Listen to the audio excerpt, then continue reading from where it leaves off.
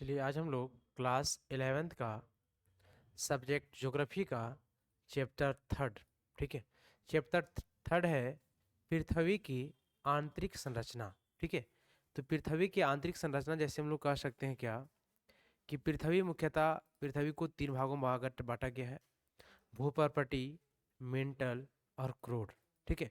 तो सबसे आंतरिक जो है संरचना जो है उसको हम लोग क्रोड बोलते हैं, ठीक है। वहां पे क्या होता है, हमेशा मैग्मा जो होता है बनते रहता है, जैसे कि उसी मैग्मा के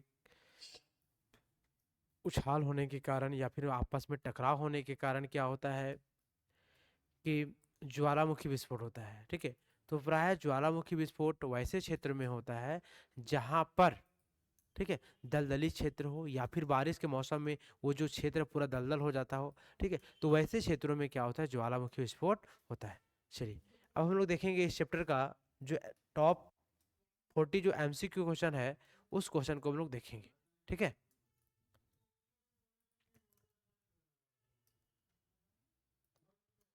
चलिए देखिए टॉप टॉप 40 क्वेश्चन जो इस चैप्टर से बनने वाला है उस क्वेश्चन को हम लोग देखेंगे।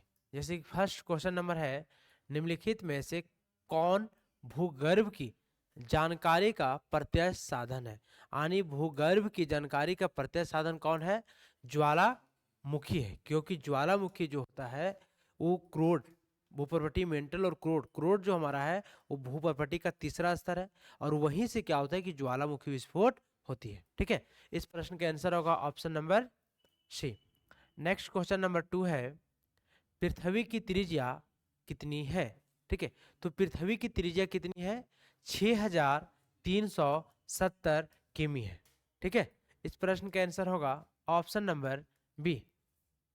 नेक्स्ट क्वेश्चन नंबर 3 है, पृथ्वी की आंतरिक संरचना को, ठीक है, जानने का निम्न में से कौन सा प्रत्यक्ष साधन है। यानी आंतरिक संरचना, यानी पृथ्वी के अंदर कैसी संरचना बनी हुई है उसे जानने के लिए प्रत्यक्ष साधन जो है वो कौन सी है, ठीक है। तो हम कैसे जान सकते हैं, तो पहला हम जान सकते हैं खनन के माध्यम से, जब हम खुदाई करेंगे उसके माध्यम जान सकते हैं।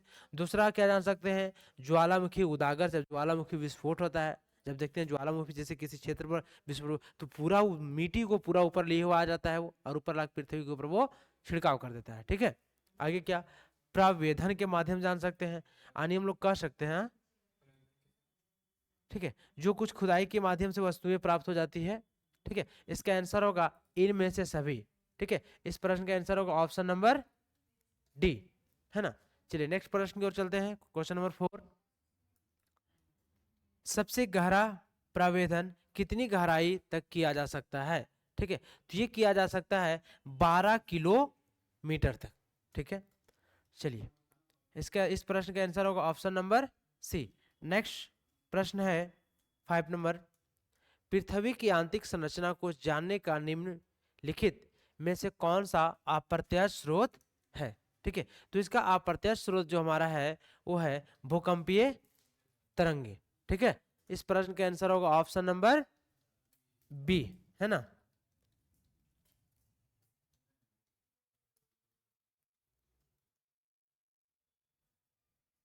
चलिए नेक्स्ट प्रश्न नंबर हम लोग देखेंगे 6, पृथ्वी के धरातल पर सबसे अधिक गुरुत्वाकर्षण बल कहाँ होता है। यानी पृथ्वी के धरातल पर सबसे अधिक गुरुत्वाकर्षण कहाँ होता है, तो ये होता है ध्रुवों पर, ठीक है। इस प्रश्न का आंसर होगा option number C. Next question number 7 है, दक्कन ट्रैप की शैल किस समूह किस प्रकार के ज्वालामुखी उदागर का परिणाम है, ठीक है। तो किस प्रकार के ज्वालामुखी उदागर का परिणाम है, तो यह है प्रवाह, ठीक है। इस प्रश्न का आंसर होगा ऑप्शन नंबर सी।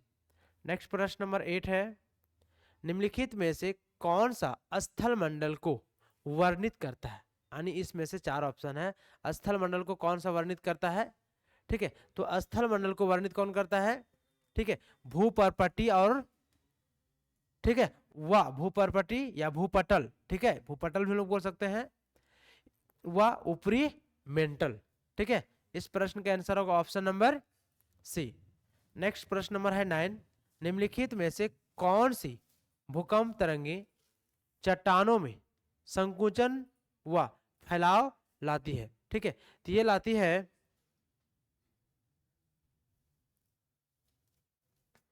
ठीक है पी तरंगे। ठीक है, इसका आंसर होगा ऑप्शन नंबर ए होगा।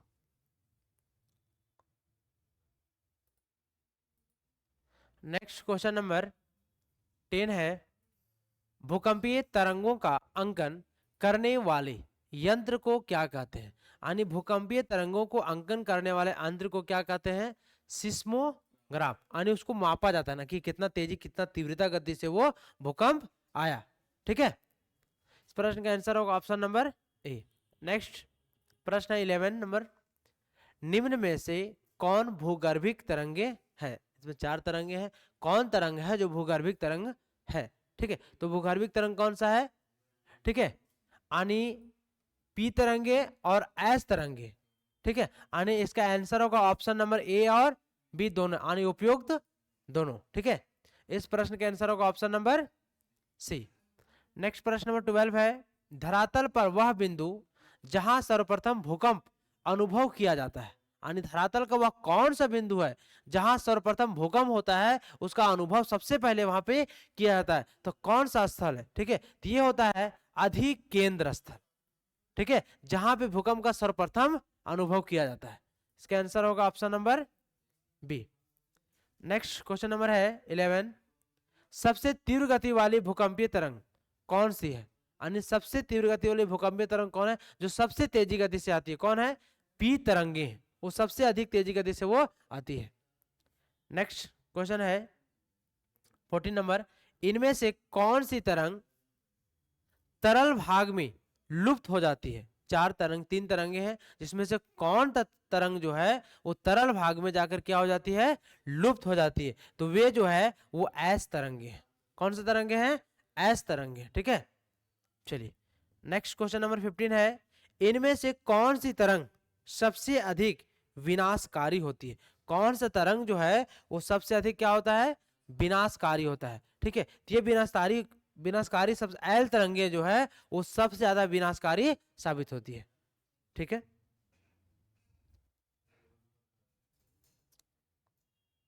नेक्स्ट क्वेश्चन नंबर 16 है, ऐसे क्षेत्र जहां कोई भी भूकंपीय तरंगे अभिलेखित नहीं होती उसे कहते हैं।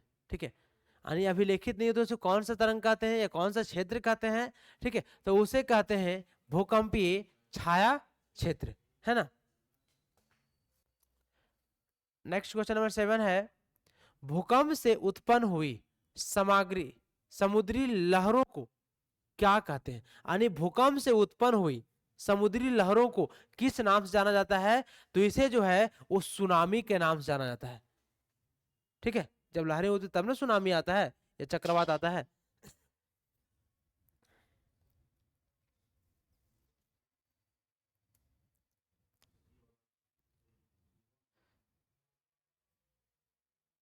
नेक्स्ट क्वेश्चन नंबर 18 है, महासागरों के नीचे भूपर्पटी की औसत मोटाई कितनी है? यानी महासागर के नीचे जो है वो भूपर्पटी की औसत मोटाई कितनी है? ठीक है, ये क्वेश्चन पूछ रहा है, तो भूपर्पटी की औसत मोटाई जो है वो कितनी है?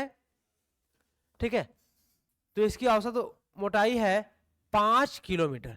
ठीक है, नेक्स्ट क्वेश्चन नंबर है 19, महाद्वीपों के नीचे भूपर्पटी की औसत मोटाई कितनी है? महाद्वीप यहाँ क्या था? महासागर, यहाँ पूछ रहा है महाद्वीपों के नीचे भूपर्पटी की औसत मोटाई कितनी है? ठीक है, तो कितनी है?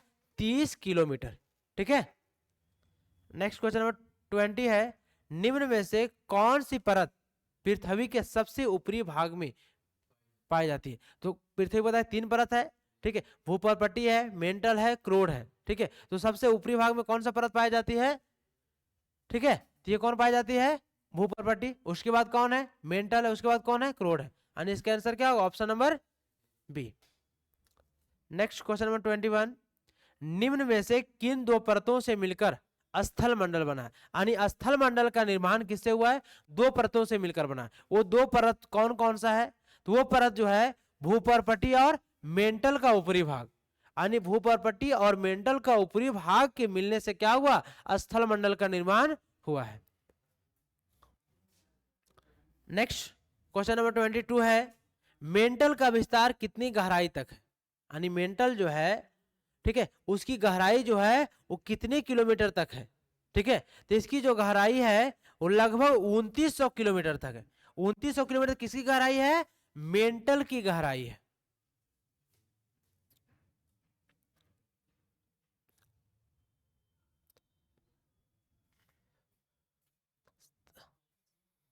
मोह, ठीक है, अंतत किन दो परतों की सीमा को कहते हैं, ठीक है। तो इसे तो इसको कहा जाता है भूपर्पटी और मेंटल, ठीक है। इसका आंसर होगा ऑप्शन नंबर ए होगा। नेक्स्ट क्वेश्चन नंबर 24 है, गुटेनबर्ग अशांतत्य किन दो परतों की सीमा को कहते हैं, ठीक है। तो ये कहते हैं मेंटल और क्रूड, ठीक है। इसका आंसर होगा option number B. Next question number 25 है, क्रोड किन दो भारी पदार्थों से मिलकर बना है? क्रोड का निर्माण जो है वो दो भारी पदार्थ से मिलकर बना है, ठीक है। तो दो भारी पदार्थ जो है वो कौन कौन सा है? तो वो पदार्थ है निकिल और लोहा, ठीक है। इसका आंसर होगा option number C. Next question number 26 है, पृथ्वी की सबसे आंतरिक परत कौन सी है? ठीक है, तो पृथ्वी की सबसे आंतरिक परत कौन सी है? ठीक है, इसको बोल सकते हैं हम लोग आंतरिक क्रोड ही बोलते हैं, ठीक है। इसका आंसर होगा ऑप्शन नंबर डी।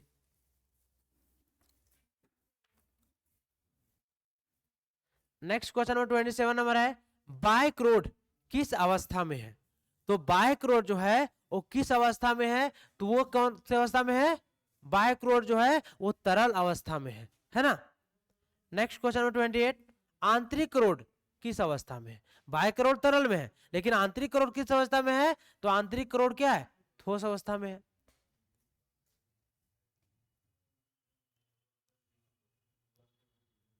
चलिए नेक्स्ट क्वेश्चन नंबर है 29, भूगर्भ में स्थित तरल चट्टानी पदार्थ क्या कहलाता है? ठीक है, तो भूगर्भ में तरल, ठीक है, चट्टानी पदार्थ जो है वो क्या कहलाता है? तो वो कहलाता है मैग्मा कहलाता है। क्या कहलाता है? मैग्मा कहलाता है। नेक्स्ट क्वेश्चन नंबर 30 है, निम्न में से कौन अंतर्वेदी आकृतियां हैं?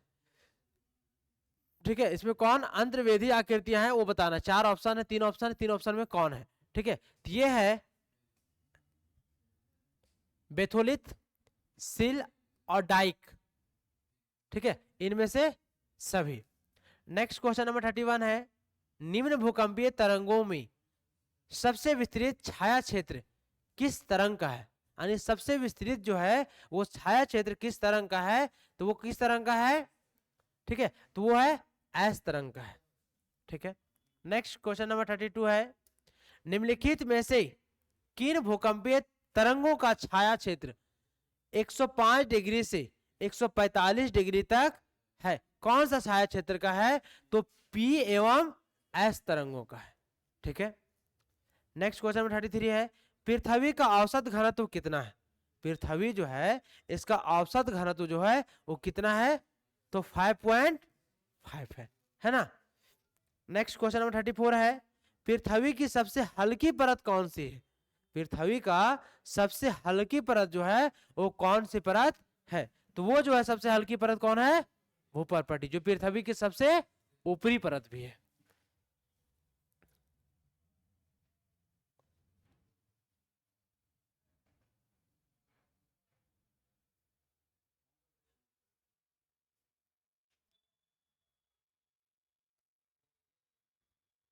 नेक्स्ट क्वेश्चन नंबर 35 है, दुर्बलता मंडल का विस्तार कहां है?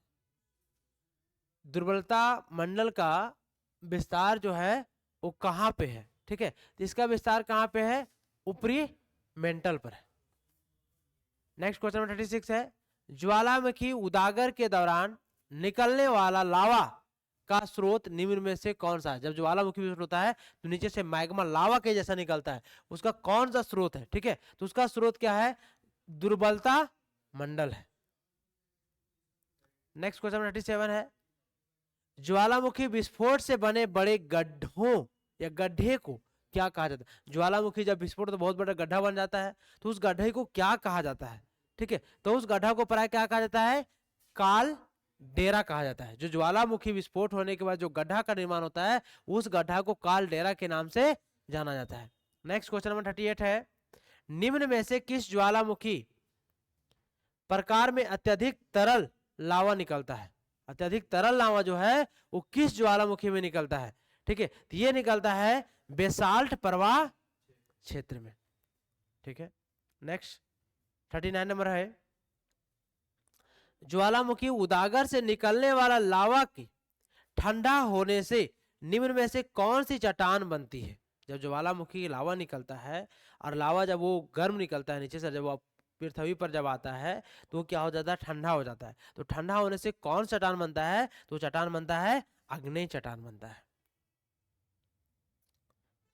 चलिए, ये लास्ट प्रश्न है आप लोग का 40 नंबर, भूगर्भ में मैग्मा का जमाव। ठीक है, भूगर्भ में मैग्मा का जमाव जब तस्तरी के आकार में होता है तो उसे क्या कहा जाता है? ठीक है, तो उसे क्या कहा जाता है? तो उसे कहा जाता है लेपोलिथ कहा जाता है। ठीक है, चलिए, इस चैप्टर का जो एमसीक्यू क्वेश्चन था वो पूर्ण हो गया। ठीक है, क्लियर है? बंद कीजिए प्रदीप।